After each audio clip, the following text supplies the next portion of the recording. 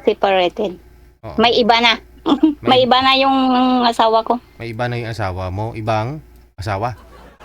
Asawa, may anak na rin. Pero kasal po kayo?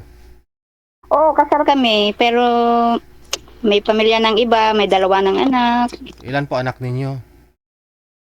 3, Mhm. nakatapos na lahat. Mhm. Ngayon, naghahanap ka ng mapapangasawa? DJ, kaibigan. Oy. Kaibigan muna naman, hindi naman asawa. Oo naman, doon na tayo. Siyempre alam naman asawain mo na hindi pa kayo magkaibigan. DJ, parang ano ko, DJ. Yung Oo, kasi nahanap mo sa akin noon, may iba naman. kasi kung kaibigan lang, hanggang kaibigan lang talaga 'yon. Pero pag tinatanong kita kung gusto mo pa mag-asawa, no? Edi gusto mo Kung mag-asawa, may no? pagkakataon na, DJ, di pwede rin. Oo naman, no? Mag-asawa na. Oo.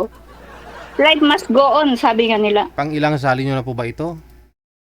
Pangalawa ba, yung una may nahanap na mas maganda, mas bata. Una. Yung unang nakausap ko, Kailan pa ho ba kayo sumali? nung last September ba yun? Last year? Ah, Yung nakausap mo yung na, naghalid.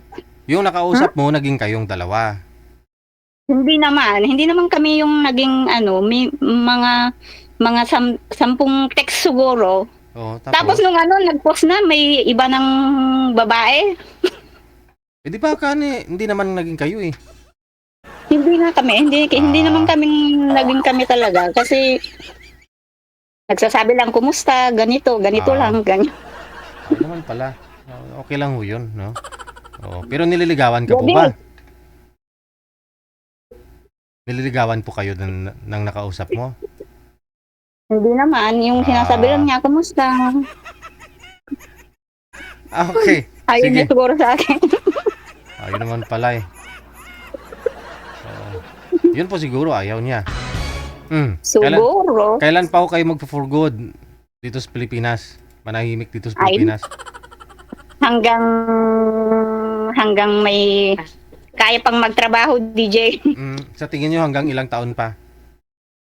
Mga siguro pa. Mga 5 taon pa siguro. Okay, sige. Para alam po nang hahanapin namin, ha? Diyan lang po muna Oo, kayo. sige, DJ. Okay. Sige, DJ. 52 years old, tama ba? 52? So, 5 years mula ngayon, 57, no? Para alam po ng mga viewers natin, lalo po yung mga lalaki na gustong makausap si Madam,